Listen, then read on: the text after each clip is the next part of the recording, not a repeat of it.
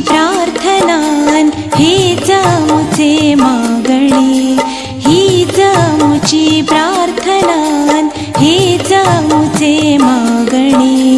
माणसाने माणसाशी माणसा सम वागणे, हीच आमुची प्रार्थनान हीच आमुचे मागणे, हीच आमुची प्रार्थनान हीच आमुचे मागणे.